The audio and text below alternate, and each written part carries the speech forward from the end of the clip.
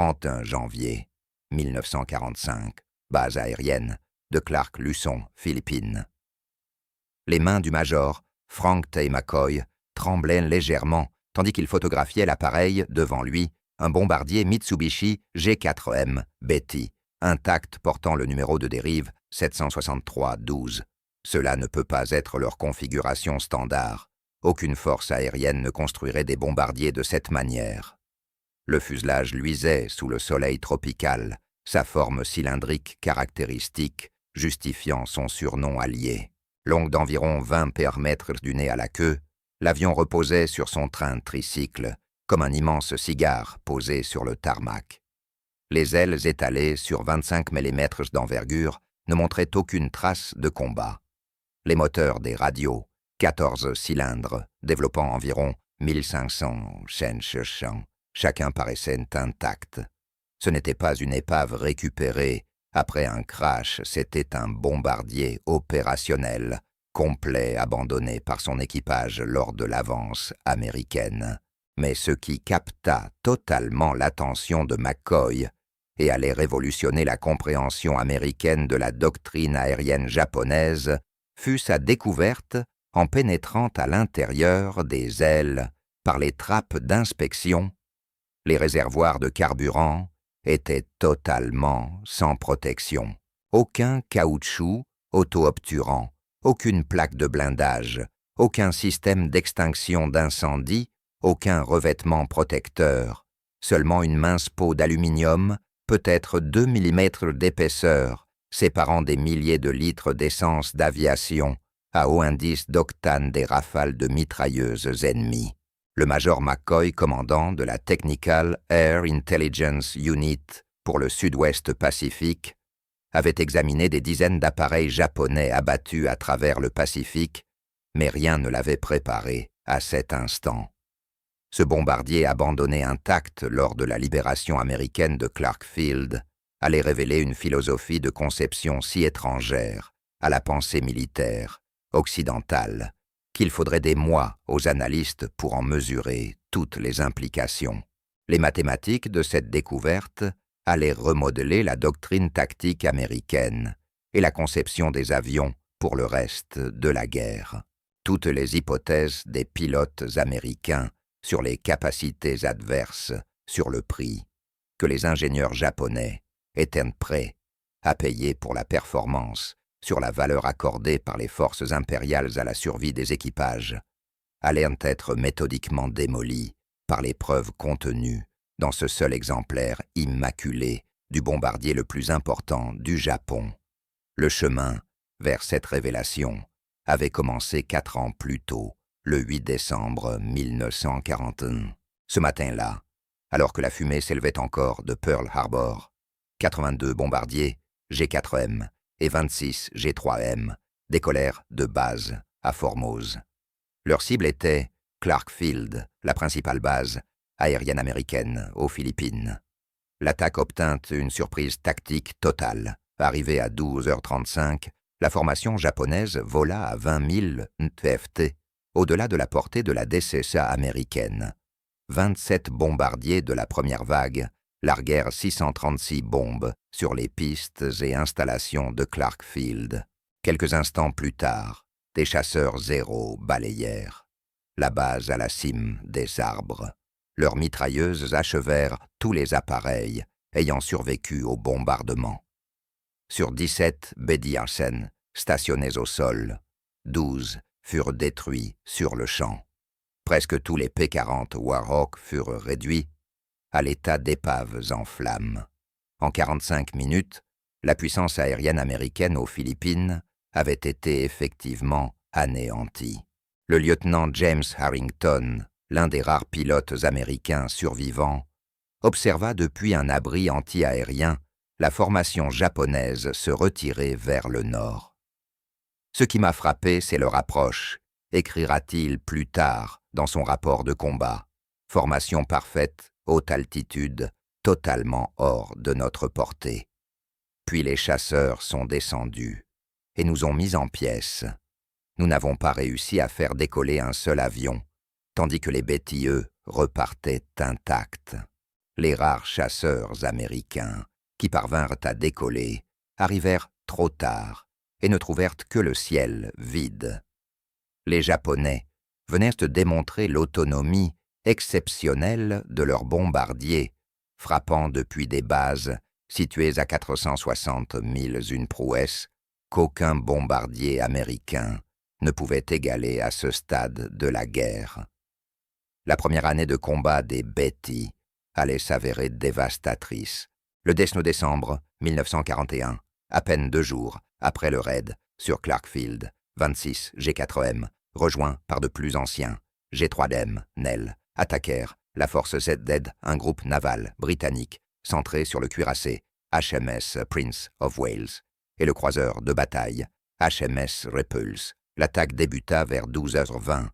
Les bombardiers japonais approchèrent en vagues coordonnées leur passe à la torpille exécutée avec une précision qui stupéfia les observateurs britanniques. Les Betty emportèrent des torpilles aériennes type 91, pesant chacune 840 kg, avec une ogive de 205 kg, conçue spécialement pour les eaux peu profondes, afin de courir à des profondeurs permettant de frapper des navires, même près des côtes. Les attaques à la torpille se concentrèrent sur les 2 bâtiments capitaux avec une exactitude dévastatrice. Prince of Wales, cuirassé de 43 000 TSO, représentant la nouvelle génération de la puissance navale britannique, encaissa au moins 6 torpilles, en plus des dommages causés par le bombardement en palier. Les explosions sous-marines éventrèrent la coque et submergèrent les efforts de lutte contre l'avarie, provoquant une forte gîte. Repulse croiseur de bataille de la Première Guerre mondiale, modernisé dans les années 1930, reçut au moins 4 torpilles en tentant d'esquiver les assaillants. La DCA du navire abattit plusieurs appareils japonais, mais ne put empêcher les passes coordonnées d'atteindre leur but. Les dégâts cumulés furent fatals. Les 2 bâtiments chavirèrent et coulèrent en quelques heures. Prince of Wales disparut vers 13h20, Repulse suivi vers 13h33. 841 marins britanniques périrent, les survivants étant récupérés par les destroyers d'escorte. L'engagement dura moins de 2 heures entre le premier contact et les naufrages, pour la première fois dans l'histoire navale des navires capitaux se défendant activement furent coulés uniquement par la puissance aérienne en haute mer. Le bombardier G4M Betty venait de réaliser ce que les théoriciens navals débattaient depuis des décennies. En 90 minutes, la supériorité britannique dans les eaux asiatiques avait été brisée. À travers le théâtre du Pacifique au début de 1942, les pilotes américains et alliés rencontrèrent des bombardiers Betty dans pratiquement chaque engagement majeur. L'appareil semblait opérer en toute impunité, frappant des cibles à des distances, défiant toute compréhension conventionnelle. Ils atteignirent Darwin en Australie depuis des bases situées à 1500 milles, démontrant une portée dépassant celle de tout bombardier allié. Ils attaquèrent Port Moresby depuis des aérodromes, au-delà des montagnes de Nouvelle-Guinée, maintenant la pression sur les positions alliées dans tout le sud-ouest Pacifique. Ils frappèrent Guadalcanal depuis Rabaul à plus de 600 milles, projetant la puissance aérienne japonaise à travers d'immenses étendues océaniques. L'autonomie opérationnelle du Betty conférait aux forces japonaises une flexibilité stratégique que les commandants alliés peinaient à contrer. Les chasseurs américains, basés sur des positions avancées, n'avaient pas la portée nécessaire pour intercepter des Betty décollant de bases lointaines. Les aérodromes alliés subissaient des attaques venues de bases japonaises situées hors de leur propre rayon d'action. Cette asymétrie de capacité permit aux Japonais d'attaquer à volonté, tandis que les Alliés avaient du mal à riposter efficacement. Cet avantage persista durant les 6 premiers mois de la guerre. Les bombardiers Betty participèrent à pratiquement toutes les opérations offensives japonaises à travers le Pacifique et l'Asie du Sud-Est. Ils frappèrent des cibles aux Philippines, en Malaisie, dans les Indes néerlandaises, en Nouvelle-Guinée et aux îles Salomon. Ils appuyèrent les opérations navales dans tout le théâtre et effectuèrent des missions de reconnaissance dépassant la portée de tout appareil allié. Le Betty devint le symbole de la portée et de l'efficacité de l'aviation japonaise. Mais cet avantage dépendait entièrement de la faiblesse de l'opposition aérienne alliée. Tant que les formations de Betty pouvaient frapper sans interception, approcher leurs cibles à haute altitude, hors de portée de la DCA, et se retirer avant l'arrivée des chasseurs, l'appareil se révélait dévastateur. Ces conditions décrivirent la première moitié de 1942, quand la puissance aérienne alliée restait limitée et dispersée. Mais vers le milieu de 1942, la situation tactique commença à changer. À mesure que la force de chasse américaine augmentait, les Wildcats cédant la place à des Hellcats et Corsair, plus performants que la formation des pilotes, s'améliorait, et que la doctrine tactique évoluait, les équipages de Betty commencèrent à signaler des pertes inquiétantes. Le tournant devint indéniable le 8 août 1942. 23 bombardiers G4M du 4e groupe aérien décollèrent de Rabaul pour attaquer les positions américaines à Guadalcanal. Des chasseurs américains interceptèrent la formation au-dessus de l'île de Savo. Dans la bataille qui suivit, 18 des 23 Betty furent abattus. Environ 120 aviateurs périrent dans ce qui devint la pire perte unique de G4M de toute la campagne. Les pilotes de chasse firent le même constat dans tous les engagements. Le Betty s'embrasait avec un minimum d'impact. 2 ou 3 balles touchant le fuselage où les ailes suffisaient à provoquer une explosion catastrophique. L'appareil gagna de sombres surnoms qui se répandirent vite dans les escadrons américains. Flying Cigar One Shot Lighter Flying Zippo, autant de références à la terrifiante tendance du Betty à s'enflammer au moindre dégât. En octobre 1942, lorsque le lieutenant-commandant John Thomas Blackburn arriva à Guadalcanal, à la tête du VF-17, volant sur F-4U Corsair, la réputation du Betty avait complètement changé. La première fois que nous avons intercepté une formation de Betty, nous n'en revenions pas de voir à quel point ils tombaient facilement.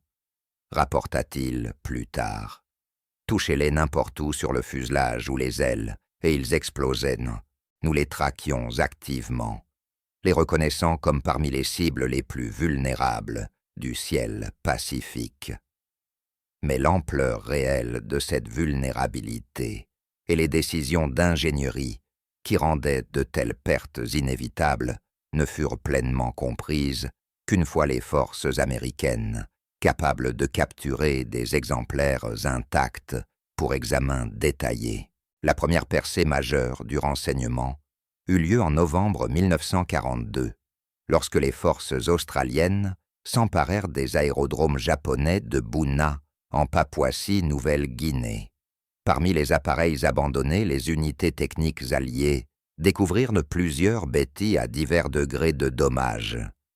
Les premières inspections confirmèrent ce que les pilotes rapportaient. Les réservoirs de carburant n'avaient aucune protection. Les ingénieurs aéronautiques de l'Allied Technical Air Intelligence Unit Sud-Ouest Pacifique menèrent la première analyse détaillée.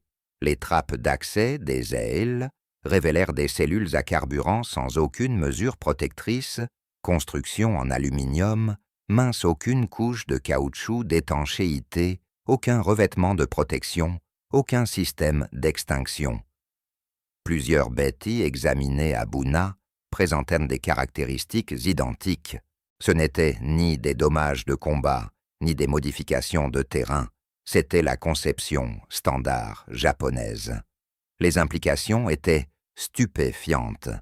En 1942, les bombardiers américains possédaient tous des réservoirs auto-obturants. Le B-17 Flying Fortress les avait adoptés dès le modèle B-10SSC.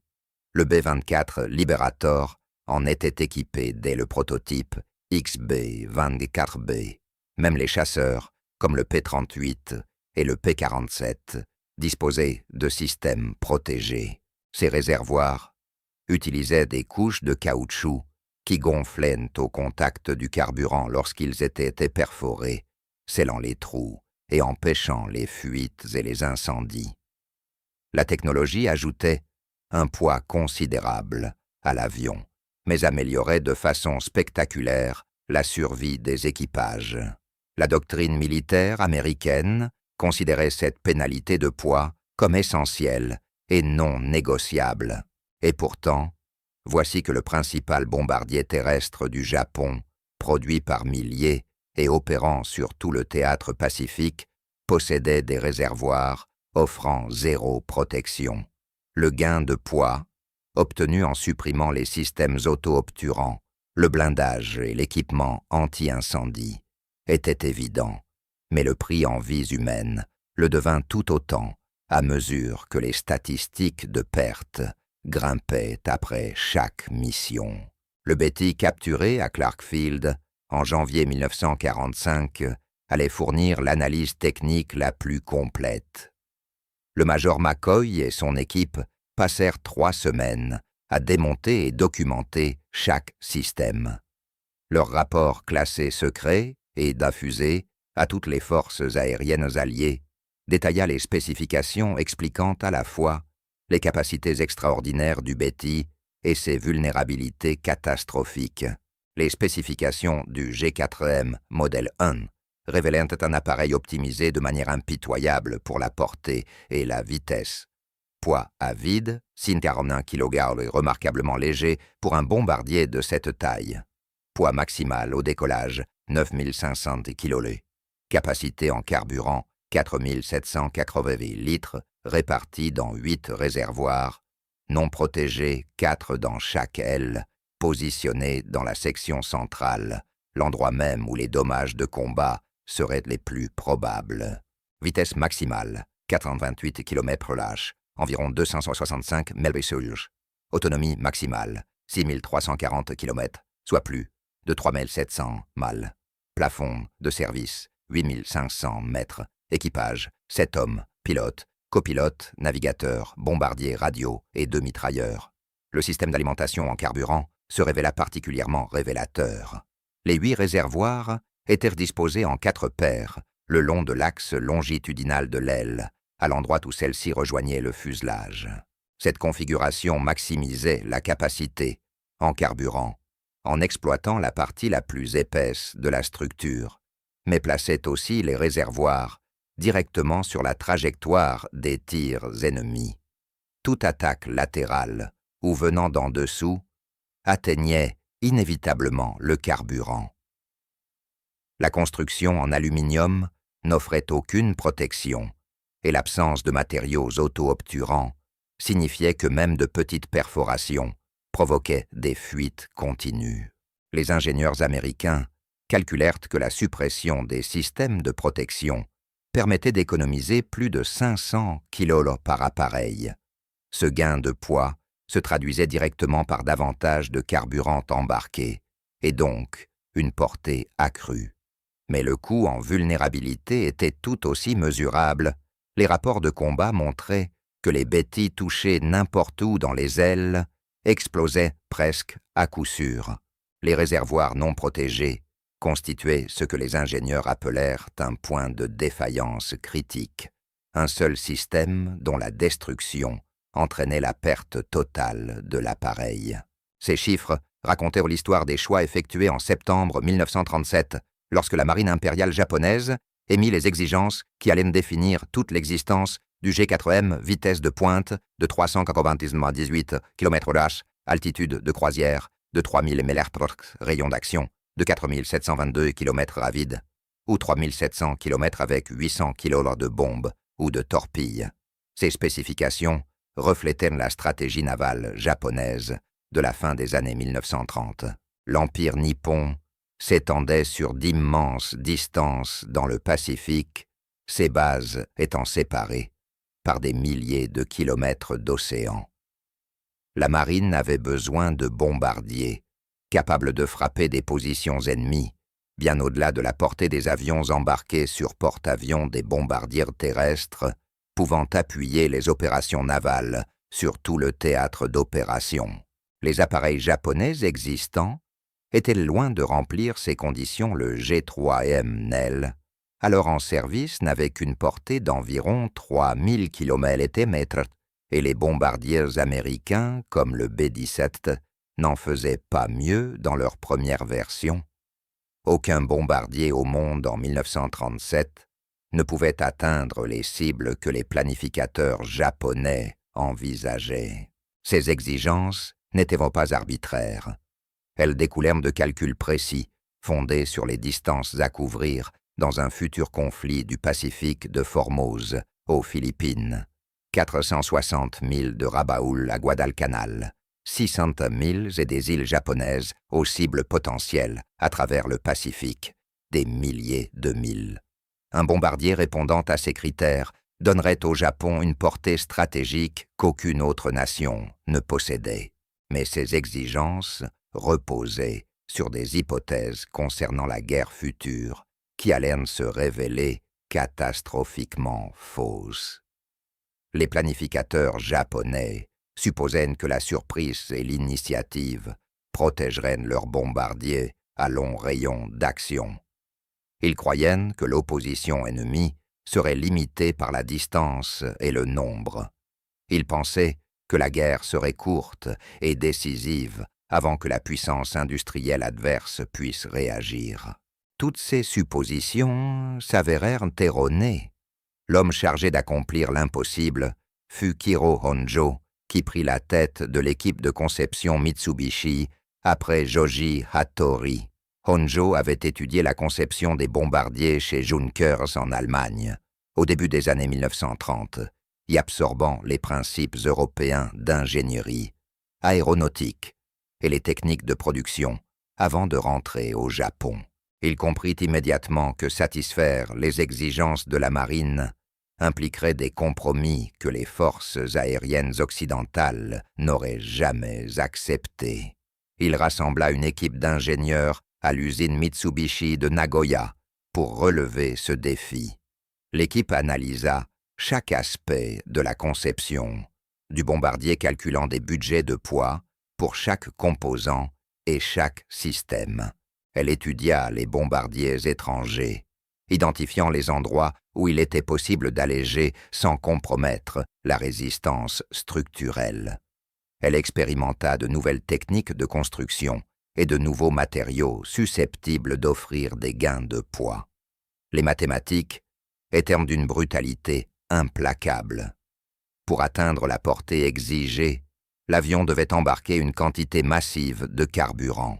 Chaque litre d'essence d'aviation pesait environ 0,08 kg. 4580, elle représentait donc environ 3800 kg de carburant à pleine charge. Pour atteindre la vitesse requise avec ce poids, l'avion devait être aussi léger que possible. Chaque kilogramme ajouté au poids à vide réduisait soit la portée, soit la charge utile. Ces deux exigences entraient en contradiction directe. Le carburant était lourd. Les systèmes de protection l'étaient aussi. Un blindage suffisant pour protéger l'équipage et les systèmes vitaux aurait pesé des centaines de kilogrammes. Des réservoirs auto-obturants exigeaient du caoutchouc et des structures additionnelles, donc davantage de masse. Les systèmes anti-incendie ajoutèrent du poids, tout comme les dispositifs de sécurité redondants. Le poids cumulé d'une protection adéquate aurait empêché d'atteindre les performances fixées. Honjo prit alors la décision qui allait définir le G4M pendant toute sa carrière, le sacrifice de la protection au profit des performances. Les réservoirs seraient en aluminium non protégés, sans caoutchouc, auto-obturants, sans blindage, autour des cellules de carburant, sans système d'extinction, autre que de simples extincteurs portatifs sans dispositif redondant. Chaque kilogramme économisé serait réinvesti dans le carburant, la portée et la satisfaction des spécifications de la marine. La décision ne fut pas prise à la légère. Honjo comprenait parfaitement les risques. Son équipe calcula les vulnérabilités qu'engendreraient des réservoirs non protégés.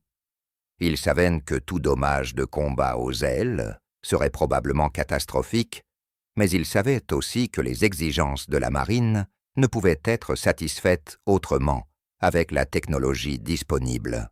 Le choix se résumait à ceci: un appareil répondant aux spécifications de performance, mais avec des vulnérabilités connues, ou un appareil plus sûr mais incapable d'atteindre les objectifs fixés. La marine avait exigé la performance, Honjo livra la performance. Le premier prototype du G4EM vola le 23 octobre 1939. L'appareil respectait toutes les exigences de la marine. La vitesse dépassait les attentes, l'autonomie surpassait les projections, la capacité d'emport répondait aux besoins opérationnels. Le bombardier entra en production sous la désignation de bombardier d'attaque type 1 de la marine, construit par Mitsubishi dans les usines de Nagoya. Les premiers exemplaires désignés G4M modèle 1 rejoignirent les unités opérationnelles en avril 1941. En décembre 1941, environ 180 G4NEM étaient en service au sein de la marine impériale japonaise. Ces appareils allaient former l'épine dorsale de la puissance aérienne terrestre japonaise pendant toute la guerre du Pacifique. Le baptême du feu du Betty à Clark Field et contre la force Z démontra la pertinence des choix de conception de Honjo dans les conditions particulières du début de 1942. Face à une opposition limitée, bénéficiant de la surprise et opérant hors de portée des chasseurs ennemis, le Betty se montra dévastateur. Sa portée lui permettait de frapper depuis des bases que l'ennemi croyait hors d'atteinte. Sa vitesse autorisait une pénétration rapide des zones cibles. Sa charge utile infligeait des dégâts significatifs. Mais ses avantages reposaient entièrement sur l'hypothèse que les formations de Betty ne rencontreraient qu'une opposition minimale. Dès que la puissance de chasse américaine augmenta, que les interceptions devinrent routinières et que le combat soutenu devint inévitable, chaque choix de conception, privilégiant la portée au détriment de la protection, se transforma en sentence de mort pour les équipages. La campagne de Guadalcanal mit à nu la faille fondamentale de cette philosophie. D'août à octobre 1942, plus de 100 bombardiers G4M furent perdus avec leurs équipages dans une hécatombe que l'aviation japonaise ne pouvait supporter. La seule mission du 8 août anéantit 18 des 23 appareils, engagés tuant environ 120 aviateurs. Le schéma se répéta avec une constance brutale tout au long de la campagne. Les formations de Betty décollaient de Rabaul-Volen, 600 milles jusqu'à Guadalcanal, affrontaient les chasseurs américains et subissaient des pertes catastrophiques. Le 9 août, d'autres bombardiers furent abattus. Le 10 août, encore davantage. À la fin du mois, le 4e groupe aérien était pratiquement détruit en tant qu'unité opérationnelle. Septembre n'apporta aucun répit. Les Betty continuèrent de frapper les positions américaines à Guadalcanal et les chasseurs ennemis continuèrent de les abattre en masse. Les mathématiques étaient implacables, les forces japonaises devaient bombarder pour contester la maîtrise de l'île, et les Betty étaient leur seul moyen de frappe à longue distance. Mais chaque mission se soldait par des pertes irremplaçables. En octobre, le scénario persista. La puissance de chasse américaine augmenta encore de nouveaux escadrons arrivant à Henderson Field. La qualité des pilotes s'éleva avec l'expérience et la doctrine tactique évolua pour exploiter plus efficacement les faiblesses du Betty. Les pertes japonaises s'accélérèrent alors que le nombre d'appareils disponibles diminuait. En novembre, quand la campagne de Guadalcanal s'acheva par le retrait japonais, les pertes de Betty dépassaient 100 appareils et les pertes humaines avoisinaient 700 morts. Le taux d'échange était intenable. Le bombardier terrestre le plus performant du Japon était devenu obsolète par ses propres failles, transformé d'armes redoutées en ce que les pilotes américains appelaient désormais « easy meat », proie facile. Les planificateurs japonais s'attendaient à des pertes. Toute opération militaire en comporte. Mais l'ampleur des destructions dépassa toutes les prévisions. Les réservoirs non protégés qui autorisaient 6000 km de portée garantissaient aussi que toute atteinte aux ailes ou au fuselage serait fatale. Il n'y avait aucun entre-deux, pas de bombardier. Endommagé rentrant péniblement à la base, pas d'avion, partiellement sauvé. Les Betty revenaient indemnes ou explosaient en flammes. À mi-1943, les ingénieurs japonais reconnurent qu'il fallait absolument modifier la conception. À partir du 600 ou 63e appareil, produit en mars 1943, on installa des plaques de caoutchouc de 30 mm sous les surfaces des ailes, là où se trouvaient les réservoirs. Ce n'étaient pas de véritables réservoirs auto-obturants, mais un compromis, un ajout de poids minimal, procurant une protection limitée contre les fuites. La vitesse de pointe diminua de 9 km/h et l'autonomie maximale de 315 km, mais le taux de survie des équipages n'augmenta pas sensiblement. Les plaques pouvaient ralentir les fuites causées par des impacts de petit calibre, mais elles n'empêchaient ni les incendies provoqués par les obus de gros calibre, ni les explosions lorsque les balles traçantes enflammaient les vapeurs d'essence. La vulnérabilité fondamentale demeura inchangée. Les ingénieurs japonais tentèrent une protection plus complète avec le G4M Modèle 3, introduit en octobre 1944. Cette version disposait enfin de réservoirs réellement auto-obturants, réduisant la capacité à 4480 l'aile pour loger le matériau d'étanchéité.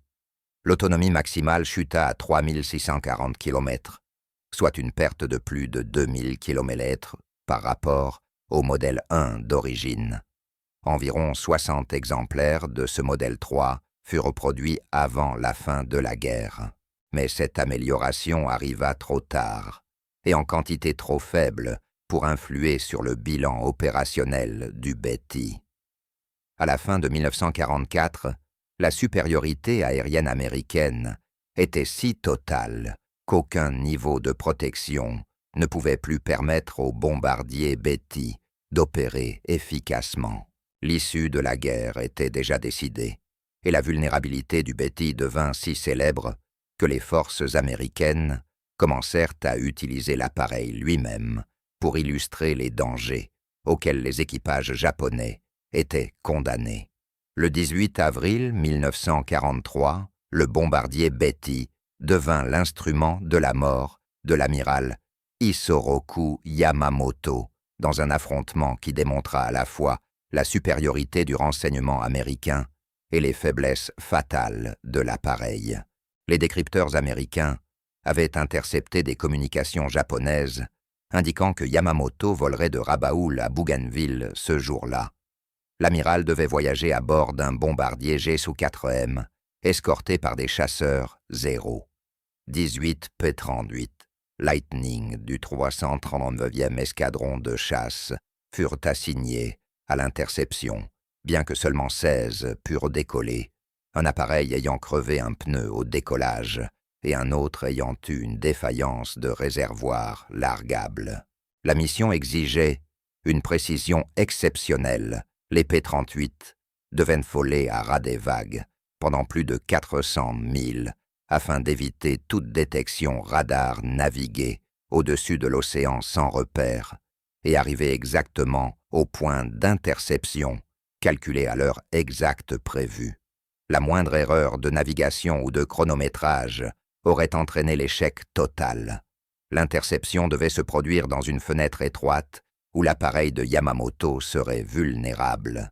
Les P-38 quittèrent Guadalcanal à 07h25, volant à 50 au pied, au-dessus de la mer sur plus de 400 milles, dans un silence radio absolu. La navigation se faisait uniquement à la navigation estimée et au chronomètre. La formation atteignit le point prévu avec une exactitude qui allait devenir légendaire dans l'histoire de l'aviation. À 09h34, exactement selon le plan, et une minute en avance sur le temps d'interception calculé, les P-38 repérèrent la formation japonaise, 2 bombardiers, Betty volant à basse altitude, escortés de 6 chasseurs, 0. Le capitaine Thomas Lanphier et le lieutenant Rex Barber se séparèrent de la formation pour attaquer les bombardiers, tandis que les autres P-38 engageaient les chasseurs. Barber visa le premier Betty, celui qui transportait l'amiral Yamamoto. Le bombardier fut touché dans la zone des ailes, là où se trouvaient les réservoirs de carburant non protégés. L'appareil explosa en flammes et s'écrasa dans la jungle. Le corps de Yamamoto fut retrouvé. Le lendemain, il avait été tué par les blessures subies lors du crash. Le second Betty fut également abattu, tuant tout son équipage. L'opération démontra plusieurs aspects de la supériorité alliée. Le renseignement américain avait intercepté et déchiffré les communications japonaises. La planification américaine avait calculé l'interception à 1 minute près sur 400 milles d'océan. Les chasseurs américains avaient exécuté la mission sans faille, malgré des conditions de navigation extrêmes.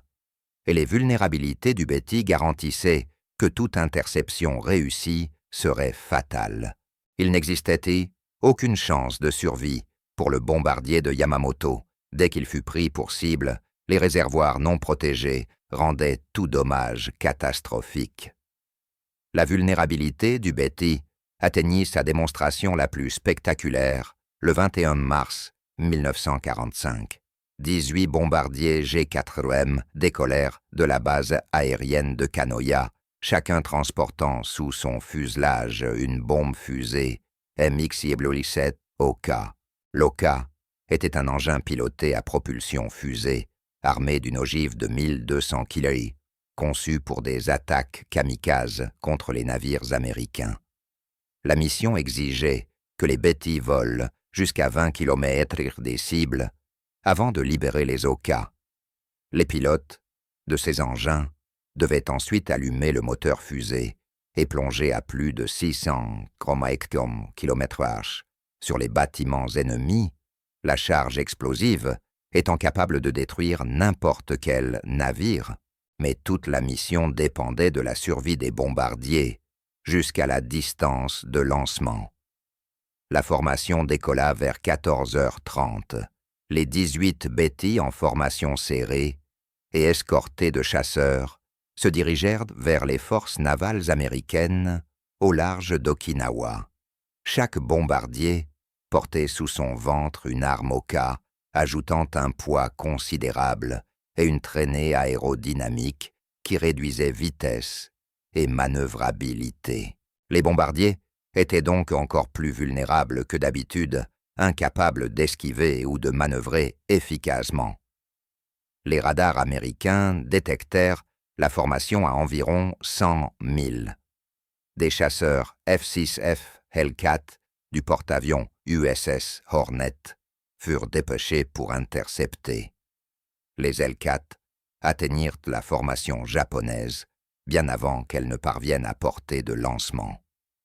Dans l'engagement qui suivit, les chasseurs américains détruisirent systématiquement toute la formation. Les Betty, déjà fragiles, en conditions normales, se montrèrent totalement impuissants avec leurs charges Oka. Le poids supplémentaire empêchait toute manœuvre d'évitement. La traînée réduisait la vitesse et les réservoirs non protégés garantissaient qu'un seul impact suffisait à provoquer l'explosion. Un à un, Les bombardiers explosèrent et tombèrent dans l'océan. Aucun Betty n'atteignit la distance de lancement. Aucune Oka ne fut tirée. 137 membres d'équipage et 15 pilotes kamikazes périrent. Cette mission représenta l'expression ultime du vice fondamental du Betty, un appareil conçu pour délivrer des armes à longue distance, mais incapable de survivre assez longtemps pour les larguer face à un adversaire préparé. L'extraordinaire portée qui rendait la mission théoriquement possible ne servit à rien lorsque les avions explosaient avant d'y parvenir. La dernière mission des bombardiers, Betty, eut lieu le 19 août 1945, 4 jours après l'annonce de la reddition du Japon par l'empereur Hirohito. 2 G4M peintes en blanc et marquées de croix vertes décollèrent de l'aérodrome d'Atsugi, transportant les représentants japonais chargés de négocier les termes de la capitulation avec les forces alliées. Les appareils portant les indicatifs Bataan 1 et Bataan 2 se rendirent à Iwo Jima, où la délégation japonaise embarqua ensuite à bord d'un C-54 américain à destination de Manille. Le symbolisme était profond et délibéré. La peinture blanche et les croix vertes signifiaient l'intention pacifique, transformant les bombardiers de guerre en vecteurs de diplomatie. Les indicatifs Bataan 1 et Bataan 2 faisaient référence au lieu où en avril 1942, les forces américaines avaient capitulé devant le Japon, l'une des défaites les plus humiliantes de leur histoire. 3 ans plus tard, des avions portant ces mêmes noms transportaient la délégation japonaise de reddition. Le lieutenant Den Sudo pilotait l'un de ces appareils, un G6M modèle 1, version de transport dérivée du Betty. Ces variantes conservaient le fuselage cylindrique et les ailes caractéristiques, mais transportaient désormais des passagers et du matériel non des bombes. Les équipages portèrent des uniformes d'apparat plutôt que des combinaisons de vol. L'appareil ne transportait aucune arme, ni munitions, ni équipement militaire, d'aucune sorte, hormis ce qui était nécessaire au vol. Le trajet d'Atsugi à Iwo Jima couvrait environ 1000 km de distance, largement dans les capacités du Betty, même dans sa configuration de transport. Des chasseurs américains escortèrent les Betty blancs tout au long du vol, s'assurant qu'ils respectaient bien la trajectoire prévue. Cette escorte était à la fois protectrice et de surveillance, garantissant la sécurité du voyage, tout en empêchant toute déviation du plan de vol. Les Betty blancs, marqués de croix vertes, devinrent la dernière image d'un appareil qui avait ouvert la guerre du Pacifique à Clark Field en décembre 1941. Le cercle était bouclé, le bombardier qui avait détruit la puissance aérienne américaine aux Philippines lors des premières heures de la guerre, transportait désormais la délégation japonaise chargée de la reddition. Dans les derniers jours du conflit, l'avion qui symbolisait jadis la portée et l'efficacité de la puissance aérienne japonaise symbolisait à présent la défaite du Japon et sa soumission aux conditions alliées. Les statistiques de production du Betty reflètent à la fois l'importance de l'appareil pour les opérations japonaises et le terrible prix de sa philosophie de conception. La production totale atteignit environ 2414 exemplaires, bien que certaines sources avancent jusqu'à 2435 en incluant prototypes et sous-variantes. La variation de chiffres provient des différences de méthodes de comptage, prototype, sous-type, variante de transport. Le G4M modèle 1 compta environ 1172 appareils produits entre 1941 et début 1943. Ce modèle comportait le système de réservoir non protégé d'origine d'une capacité de 4780 L. Sa vitesse maximale atteignait 428 km/h et son autonomie maximale de 6034 km/h en faisait le bombardier à plus longue portée au monde à l'époque. Mais l'absence totale de système de protection le rendait catastrophiquement vulnérable dès que la chasse américaine gagna en puissance. Le G4M modèle 2, produit entre 1943 et 1945, a environ 1142 exemplaires, vit sa capacité en carburant portée à 6490 L, étendant encore sa portée. La vitesse de pointe passa légèrement à 437 km/h, mais ce modèle conserva la même faiblesse fondamentale, les réservoirs non protégés. Les modifications améliorèrent les performances sans rien changer à la survie des équipages. Le G4M modèle 3, désigné modèle 34, fut le seul à disposer de véritables réservoirs auto-obturants.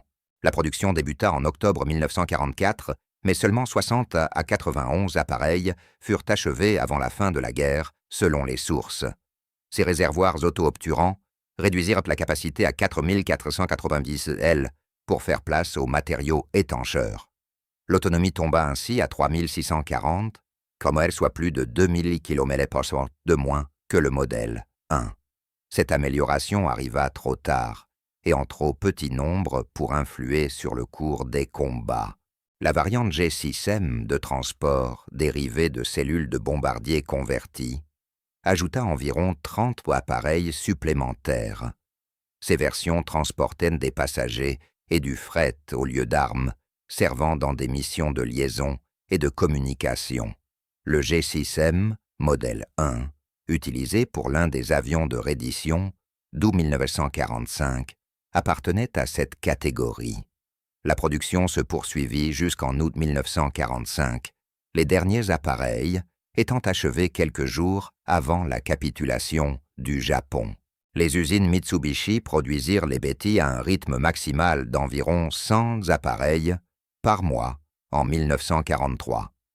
La production chuta en 1944 et 1945 en raison des bombardements alliés sur l'industrie japonaise et du transfert de ressources vers la fabrication de chasseurs destinés à la défense du territoire. Ces chiffres firent du Betty l'un des bombardiers japonais les plus produits, n'étant dépassé que par certains types de chasseurs. En 4 années de guerre, environ 2400 appareils furent livrés aux unités de la marine japonaise à travers le Pacifique. Ils participèrent à toutes les grandes campagnes, à chaque engagement naval majeur, et frappèrent des cibles à des milliers de kilomètres de distance. Mais les statistiques de production ne racontent qu'une partie de l'histoire. Les taux de perte en racontent le reste. Peu de Betty survécurent à la fin de la guerre. La grande majorité furent détruits, au combat consumés par les incendies, rendus inévitables par leurs réservoirs non protégés. En août 1945, lors de la capitulation, seuls quelques appareils opérationnels restaient en service. Les centaines d'avions de 1942 n'étaient plus que des dizaines anéantis par une attrition que nul effort industriel ne pouvait compenser. Les pertes humaines, parmi les équipages, furent tout aussi effroyables, bien que les chiffres exacts demeurent incertains. Ce qui est certain, c'est que des milliers d'aviateurs japonais périrent à bord des Betty, leur mort rendue presque inévitable par les faiblesses fondamentales de l'appareil. Les réservoirs non protégés créaient une situation où la survie dépendait uniquement de l'absence de dommages au combat. Une fois touché, le Betty survivait rarement. Une fois en feu, jamais. Les équipages connaissaient ses probabilités, mais volaient tout de même, car la discipline militaire et les valeurs culturelles leur imposaient d'accepter ces risques, quelles qu'en soient les conséquences. Les survivants furent unanimes. Les réservoirs non protégés faisaient de la survie une question de pur hasard. Aucune compétence, aucune innovation tactique, aucun courage ne pouvait compenser cette faiblesse structurelle inhérente à chaque G4M. L'ancien maître de vol, Masawato, vétéran de 28 missions de combat, avant d'être muté à l'instruction, résuma cela avec des mots simples.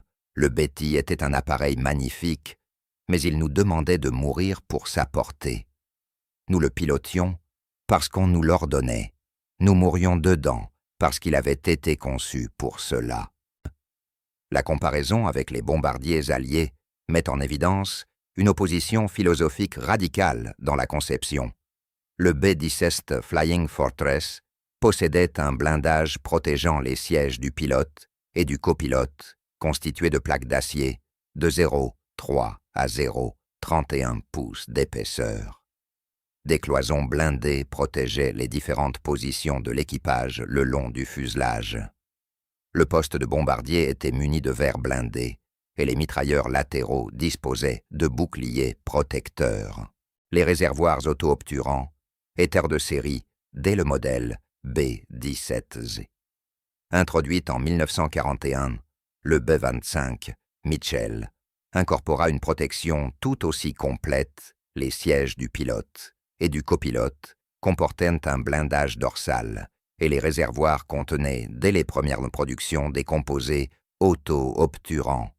Le poids à vide du B-25 atteignait environ 9100 kilolaces, reflétant la lourde pénalité imposée par ces systèmes de protection, environ 2000 kilogrammes de plus qu'un Betty.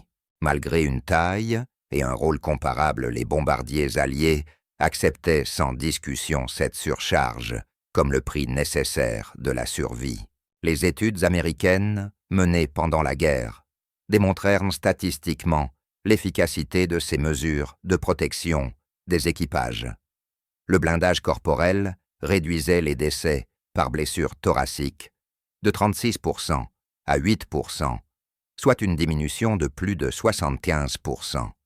Les réservoirs auto-obturants réduisirent les pertes liées aux incendies dans des proportions similaires. Les avions dotés de réservoirs protégés présentaient des taux de survie 3 à 4 fois supérieurs à ceux des appareils non protégés lorsqu'ils étaient endommagés au combat. Les positions protégées des équipages amélioraient encore les chances de survie en les mettant à l'abri des éclats et des tirs d'armes légères. Le verre blindé empêchait la mort des pilotes lors d'attaques frontales. Les cloisons compartimentées du fuselage limitaient la propagation du feu ou des dommages d'une section à l'autre. Cette approche globale de la protection des équipages reflétait la doctrine américaine, selon laquelle des équipages formés représentaient un capital plus précieux que les avions eux-mêmes, ces derniers pouvant être remplacés plus facilement que des vétérans expérimentés. Le coût de cette protection dépassait 1000 livres, environ 450 kilos, sur la plupart des bombardiers américains. Mais la capacité industrielle des États-Unis permettait d'assumer ce poids sans réduire la production. Les usines américaines produisirent plus de 12 000 B-17 et près de 10 000 B-24 Liberator durant la guerre, donnant aux forces alliées la possibilité de déployer de vastes flottes de bombardiers protégés sans compromettre leur efficacité. La doctrine japonaise, elle aboutit à des conclusions radicalement différentes. La conception du Betty reposait sur un calcul où la portée et la puissance de frappe primaient sur la survie de l'équipage. Cette philosophie supposait que la surprise et l'initiative offriraient une protection suffisante, que l'opposition ennemie resterait limitée par la distance et le nombre, et que la guerre serait courte et décisive. Toutes ces hypothèses se révélèrent catastrophiquement fausses. Dès le milieu de 1942, la montée en puissance de la chasse américaine rendit l'interception des Betty banales. À la fin de 1942, les pilotes alliés avaient appris à exploiter toutes les faiblesses de l'appareil. En 1943, les formations de Betty subirent des pertes si dévastatrices que leurs missions devinrent de véritables opérations suicides. En 1944, les bombardiers Betty ne pouvaient presque plus opérer de jour face à l'opposition américaine. Les mathématiques de la guerre du Betty furent écrites en feu et en perte. Chaque avantage qui rendait l'appareil redoutable au début de 1942 perdit tout sens Dès que le combat soutenu commença, la portée ne servait à rien quand les bombardiers explosaient avant d'atteindre leur cible. La vitesse ne servait à rien quand les chasseurs pouvaient les intercepter à distance. La charge utile ne servait à rien quand les formations étaient anéanties avant de larguer leurs bombes. L'examen du Betty 763-12 à Clark Field en janvier 1945 révéla toute l'histoire. Les réservoirs non protégés qui avaient tant choqué le major McCoy n'étaient ni une négligence, ni une mesure temporaire, ni une erreur de conception. Ils étaient le résultat d'un choix délibéré d'ingénieurs convaincus que la portée importait plus que la survie. Les concepteurs japonais avaient bâti exactement ce que leurs spécifications exigeaient, un avion d'une portée et d'une vitesse exceptionnelles, allégé au maximum optimisé pour les exigences que la marine leur avait fixées. Les réservoirs étaient non protégés parce que les protégés auraient empêché d'atteindre ces performances. Cette décision avait un sens parfait dans les contraintes technologiques et doctrinales de 1937, mais ces hypothèses s'effondrèrent face à la réalité du combat prolongé contre un adversaire disposant d'une capacité industrielle illimitée et d'une avance technologique croissante. Le Betty devint un symbole du sacrifice japonais acceptant des pertes catastrophiques pour un avantage tactique. Il incarna une culture militaire où l'accomplissement de la mission valait plus que la survie des hommes.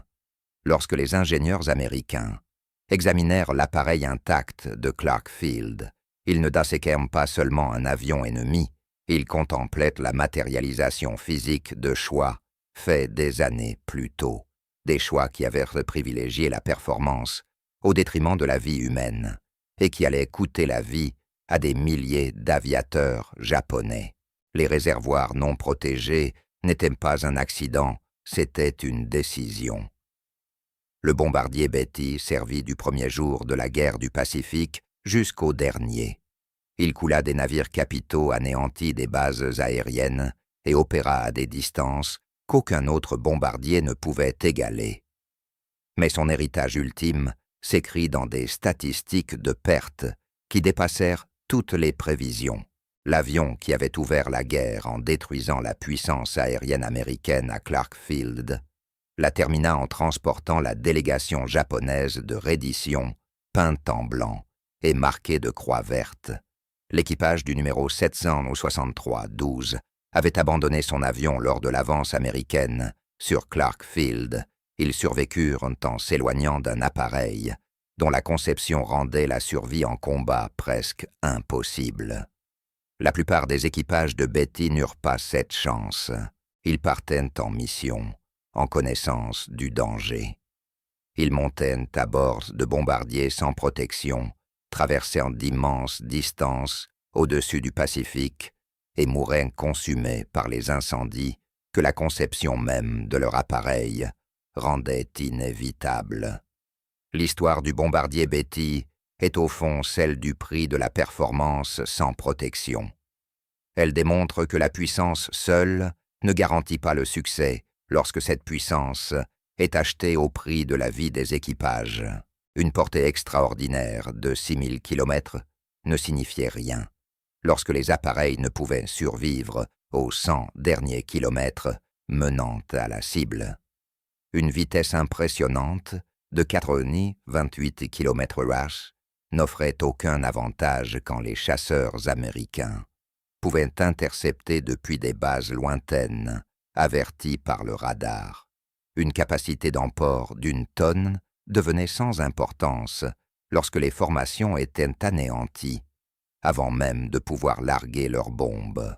Mais plus encore, le Betty révèle qu'une technologie militaire, détachée de la réalité du combat, peut engendrer des armes qui tuent leurs propres équipages aussi efficacement qu'elles frappent leurs ennemis. Les hypothèses, à la base de sa conception opposition, limitée, guerre courte, initiative décisive, se révélèrent tragiquement fausses dès les premiers mois du conflit du Pacifique.